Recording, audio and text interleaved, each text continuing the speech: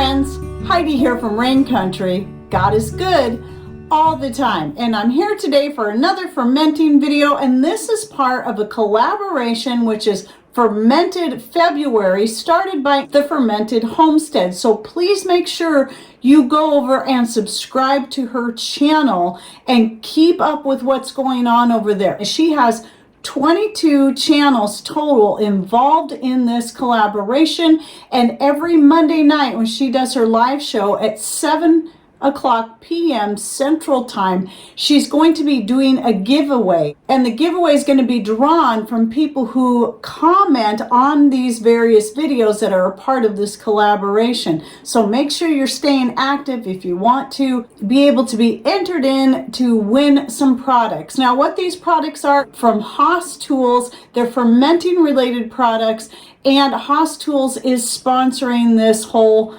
collaboration, so I'll also be putting their link in the description box down below, as well as the links to all the other channels that are involved in this collaboration. So today I'm going to be doing basically an overview on my style of fermenting, which is rather unique, a little different than other people's, give you a little bit of history, plus I'm going to be doing a couple of fermenting projects. Also note that I'll be putting the link to my full fermenting playlist with all kinds of different projects, plus I'll be putting separate links to some specific things that I'll be doing today where I go over more details and how to use them. So first, let's start off with a little bit of history so you can understand where I'm coming from. Now, I don't remember how many years ago it was when I did my first fermented project, which was making homemade kimchi the traditional way with the salt brine and so on, and immediately fell in love with it, as did my oldest son, who was probably about 6 years old at the time. So that should give me a pretty good idea that was at least 24 or 25 years ago. And it was something I did all the time. I always had kimchi going all of the time. And then some years later, I learned about mead, and I decided that would be a fun project to do, is to make some homemade mead. And what mead is, it's a wine that's made just from honey and water and some kind of starter to get it going. I decided to give it a try, but I did a little bit of research first and came across a blog site. I think it was called The Unprocessed Life or something like that. And I liked her simple way of doing things. And in this case, it was the first time I had heard of a ginger bug, which is actually what I have right here. I don't always have a ginger bug, but I always have a fermentation starter of some kind.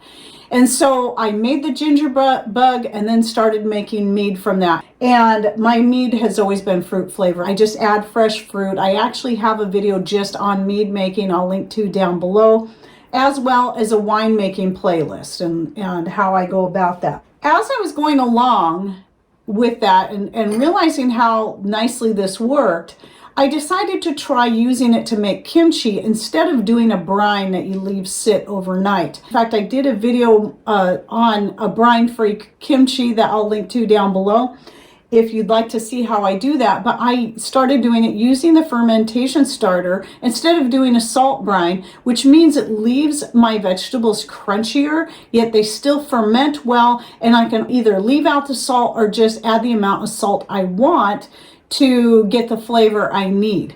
I did a lot of experiments fermenting all kinds of different things, many different things, even hard-boiled eggs, and it always has worked great for me. So with that, I started thinking, at the time around here it was really almost impossible to find organic fresh ginger, and then the fresh ginger you did find, even though it wasn't organic, was so expensive. So then I decided to start experimenting, since ginger is so expensive, to see if I could use anything to make a fermentation starter. And I found that yes, you indeed can.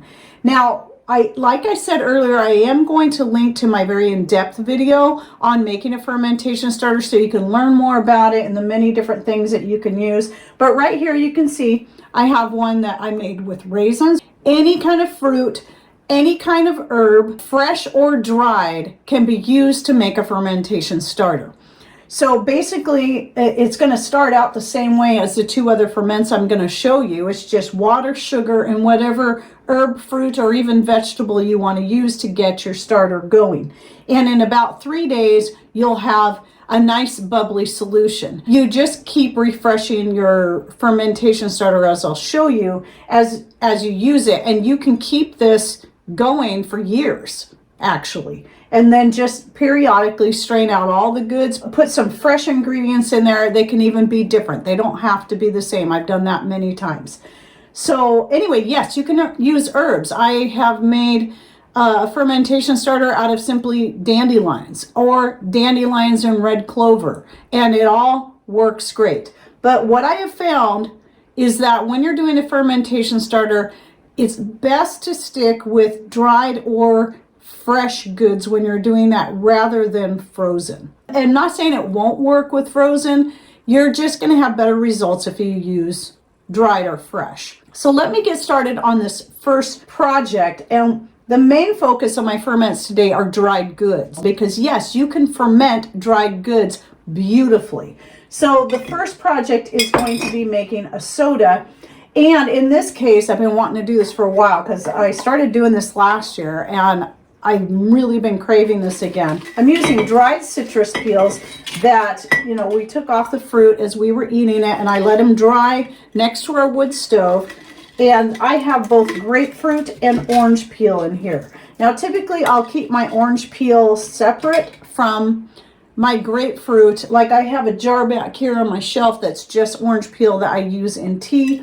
I have a lot of uses for orange peel, whether I keep them whole or I powder them up. I'll also link to the video on the many uses of orange peels, especially if you're using like tangerines, mandarins in particular, anything like that where you have a real thin pith.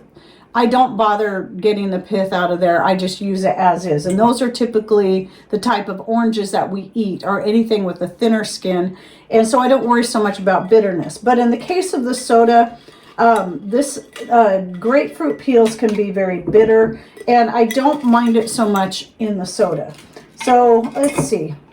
This is a half-gallon jar. That's quite a bit right there. So I put in about half of this quart jar. I was picking through there because I was trying to get an even number of amount of the grapefruit to the orange peel. But you can use just orange peel if you want, or even lemon, or lemon and orange, whatever you want to use. And then just for fun, I've done, I've made a hibiscus soda before, and it's good. I prefer the citrus peel, but one thing I like about hibiscus flowers is they can add a really beautiful color to your ferment, plus you're getting the vitamin C and other great benefits in here. Now, the one great thing about fermenting dried or even fresh citrus peels is you're going to get a lot more vitamin C out of it than if you're cooking them down. So in this case, I can get the quercetin and the vitamin C. But if you're cooking them down, you're going to lose your vitamin C, but you can draw out more of the quercetin. So in the case of a tea, I might not have all my vitamin C in there, if any, once I get that brewed, but I'm getting the quercetin out of the peels when I do that. So I like to do both because of that. So anyway, that right there is probably plenty, because one of the things you got to realize is that, this is dried. So this is going to, once these totally rehydrate, they're going to fill up pretty much about half the jar. And so to that, this is where my fermentation starter comes into play, and I am going to use the ginger one. And so whenever I'm doing anything in a half-gallon jar, I always use a 1/4 cup of my fermentation starter. So I'm using my little strainer here so I can just put my ginger pieces right back in the jar. It's okay to add more. You just want at least a 1/4 cup. You can put as much as you want in there, actually. And then whenever I use a fermentation starter, then what I do is I add about a teaspoon of sugar, and then I'm going to top it off with some water. Now, the water you use is also important whenever you're making a ferment, because if you're using city tap water, it is chlorinated. You really want to avoid fluoride too, just because it's bad for your health. The fluoride may not affect your ferment though, like chlorine will. So I always use our own filtered rainwater that we collect right here. But if you have to use city tap water that has chlorine in it, then I recommend you make sure that your water is dechlorinated first. This can be done by boiling. It's usually the most effective way. Boiling it, I think it's for 10 minutes. But then, of course, you're going to want it to cool down to room temperature before you use it, especially if you're adding any kind of starter like this, because the hot water could kill the bacteria and yeast in there that gets it going. Now, another option for a starter, some people may want to use whey, and some people even use yeast like a bread yeast or special wine yeast that you can get. I've never used any of those. I've always just used my fermentation starter. It's cheap, it's always ready. So anyway, I've got that in there. I've got the fermentation starter. Now to this, I do want to add some sugar because it's going to need something in there to really get it bubbly and also tasting good. But just remember, if you know anything about fermenting does eat through some of that sugar. That's what makes it bubbly, is it's digesting the sugar, the bacteria and yeast in there is digesting that sugar and making this nice bubbly liquid. And that's at the point where it's really great as a soda. And that's usually about the 3 to 4 day mark. But just keep in mind, if your house is really cold like mine is right now, or wherever you're fermenting, it can take longer. So don't get impatient. Same thing goes when you're making your fermentation starter. If it takes 5 days for it to get going, it probably just has to do with the temperature of the room. The amount of sugar you put in is going to be up to you, but I usually stick to about something like this, 1/4 to 1/2 cup of sugar. So let's say I'm going to put in closer to 1/2 cup. And my goal isn't to make it super sweet. It's mostly just to make a nice fizzy, healthy drink. And I love this. And I find it just really makes me feel good too. Top that off with my water. And you can make your soda out of anything you want. One of the more recent ones I did this last year was when I was able to finally remember to go gather some spruce tips from our other piece of property, is I made a soda out of spruce tips, and boy, that was delicious. Then you can take a chopstick or whatever kind of stirring thing you have, and yes, you can use metal with fermenting as long as it's stainless steel. That's the part that people don't realize, because stainless steel is non-reactive. It's not going to kill your ferment. It's things like aluminum, which you should stay away from anyway, and other types of metals that are not stainless steel. It's best to avoid. Silver is another one, even though it's good for you. That's another one to avoid whenever you're doing a ferment. So anyway, just stir that up really good. And that sugar, you don't have to have it perfectly dissolved. The sugar is going to dissolve on its own. And even if you're using these so-called leak-proof lids by Ball, even though I really like them, they do still leak. If you don't add some kind of little silicone, it can either be one that covers the whole inside of the lid or around the edge, and that will truly make it leak proof. And that way, you put your lid on nice and tight. If you want to shake it once a day or whatever, you can just do that. You don't even have to bother taking the lid off and stirring it, whatever's best for you as far as that goes. But you may still want to, once a day, just kind of unscrew the little lid a little bit and burp it. Now, I don't use pickling tops, but that would work just fine with something like this. I just personally have never found a need for pickling tops. And then I like to use my homemade coasters to set these on so I can easily slide them across my counter without scratching up my counter. It moves easier and so on. Okay, so that is project number 1. Project number 2 is vinegar. Now, whenever I make vinegar, I never use a fermentation starter. I do not add a vinegar mother. I do not add a vinegar SCOBY. You can. If you want to ensure you're going to get this fermented, you can, but I just never bother. However, let's say you're using frozen fruits, herbs, or vegetables to make your vinegar, then I do recommend adding a starter to it because as I mentioned earlier, sometimes frozen goods don't ferment as well as dried or fresh. So in this case, let's just pretend I'm using some frozen goods. So this will be the first time I've ever done this. And I'm going to use the raisin one because, and the funny thing, I just checked, this is very fizzy, very active, even though I haven't fed it in a very long time.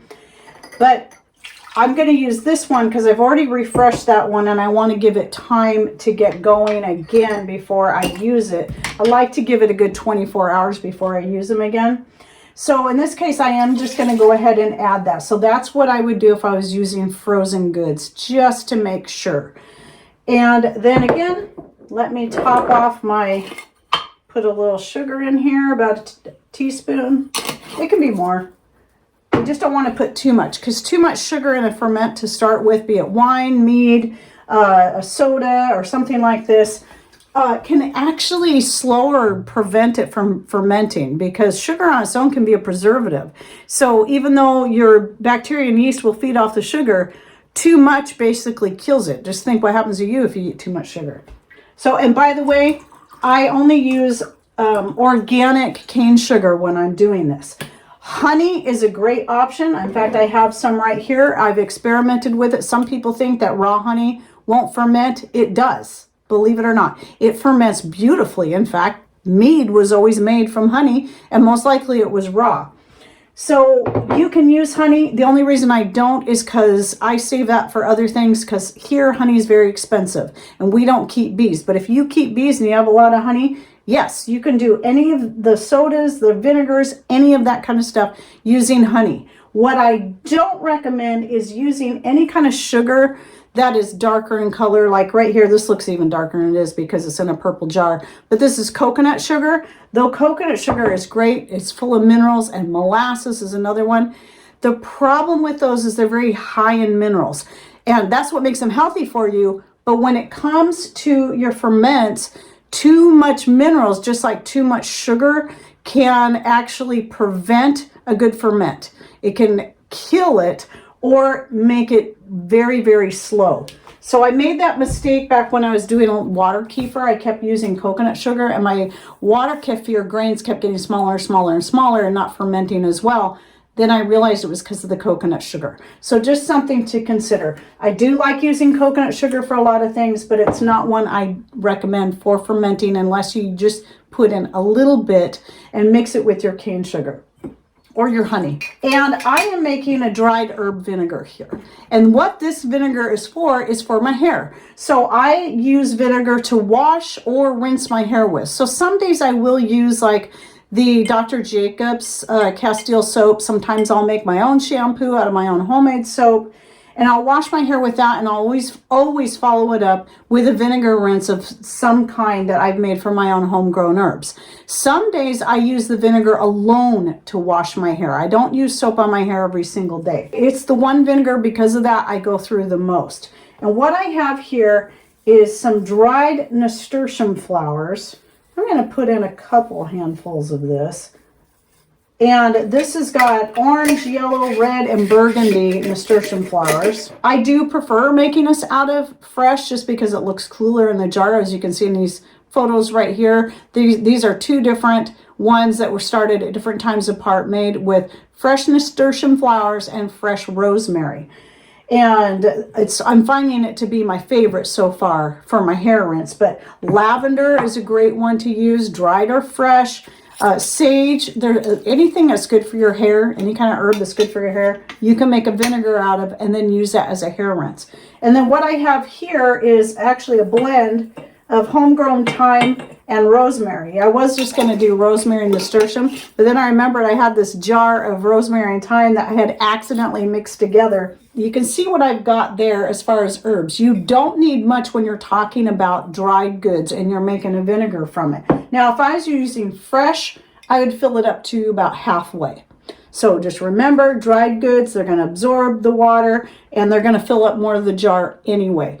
And so when it's fresh, halfway full, whether it be apple peels, pear peels, pineapple peels, banana peels, you can make vinegar out of anything. Just like your starter, you can make vinegar out of whatever you want. I've made vinegar out just for my chickens out of fresh garlic greens and oregano from my garden, because it's very good for the chickens, and I add that into the water.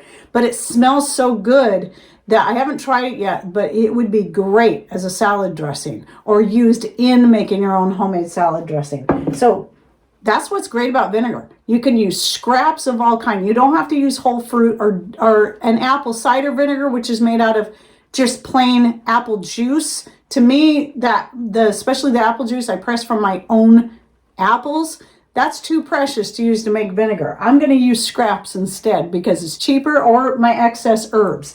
So anyway, same idea here. Let's go ahead and add the sugar in first. Now, whenever you're making vinegar out of something that has little to no sugar content, you're going to want at least a half cup of sugar in there. If you want a strong vinegar, you have to add sugar. And no non-nutritive sweetener can replace sugar in a ferment. The sugar is necessary. Again, remember, the fermentation process eats through the sugar. So in the case of vinegar, there's no sugar left at the end. It's then vinegar. So that's important to understand. If you're using a lot of fruit or fruit that's very, very sweet anyway, even if it's peels, you can usually get away with just a 1/4 cup of sugar. But if you're using like citrus peels to make vinegar, like I've made cleaning vinegar from scratch, not buying a white vinegar and then adding citrus peels to it, but I will make a citrus peel vinegar for cleaning. Just using the peels, water, and sugar. In that case, I do a half cup because there's not a lot of sugar in your citrus peels. So just kind of weigh it out. It's going to be very minimum, 1/4 cup, up to a whole cup. Again, being careful not to put too much sugar in there, or you will prevent your fermentation from taking off. So just as before, I'm going to top this off with water and take my chopstick and stir this in well. And this will start to change color depending on whatever the most potent color is in here. Right now it's looking more green than any other color, but typically the nasturtiums, especially those burgundy ones in there, are the ones that will color it the most. But we'll see what happens as time goes on. You can add a tight-fitting lid for the first few days like I have here. I never do that with my vinegar because I don't want to have to think about taking the lid off. So vinegar, it's important, unlike wine and other ferments, like wine takes 30 days until it's done approximately. If you were to try to make wine and you always had a cloth cover over it, it'll turn to vinegar. But same principle applies when you're trying to make vinegar, you don't use a pickling top because you're just going to end up with wine. So you have to have oxygen exposure. So what happens in the first stage is the bacteria and yeast will convert the sugars into alcohol. Then from there, the oxygen exposure will then convert the alcohol into an acetic acid or vinegar. So this is why you put a cloth cover of some kind. It can be just a dish rag with a rubber band around it, or just some kind of scrap piece of material. It can be a coffee filter if you want. Again, in that case, you need a rubber band. These are some covers. I didn't make these ones. They would be pretty easy to make. They're just simply a circle, you hem, and then stitch some elastic in about 1 inch in, stitch a piece of elastic on the inside. Somebody made these for me, one of my followers, and I love them. They're perfect for this. It makes it so much easier than messing around with a piece of fabric and a rubber band, because I can just slip it off and then slip it back on. Because here's the deal with your vinegar. It's really best if you stir it, especially within the first 2 weeks, every single day, especially once it starts to bubble. In fact, when it's at its most active stage, it's going to want to push whatever you have in here up and cause it to seep out and run all over the place, which is another good reason to have a coaster or something that will help soak up the liquid.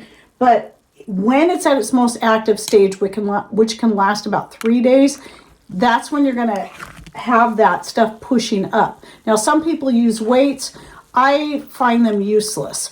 And also, the ones made for fermenting are rather expensive, so I find them pointless as well. When you're much better off to every day take your chopstick, which is my favorite thing to use, or whatever, stir it, and at its most active stage, you may need to do that 3 times a day. When it's not so active, once a day. What that's going to do in the first couple of weeks, that's going to prevent mold from growing on top of the whatever it is you have in there that wants to float to the top. But right around the 2-week mark is usually once all the sugars has been converted to alcohol. You don't have the bubbles pushing the stuff up. Plus, the goods have become so waterlogged that they're going to tend to want to stay more towards the bottom, below the surface of a liquid. But if not, as long as that stuff is staying above the surface, you always want to stir that down at least once a day so you can prevent the mold. The difference between these two ferments, the main difference is that with the soda, it's going to be ready in 3 to 4, maybe 5 days, depending on how bubbly you want it or how much sugar you want worked out of there. Whereas your vinegar, it's going to need a full month, give or take. Some can be ready a little bit sooner, some are going to take a little bit longer. And it isn't a bad idea, especially when you first get going into vinegar making, to get yourself some pH strips like the ones I have here. I look for universal ones, because you want them to go down to 0, not just down to 4. Some of them will only go down to 4.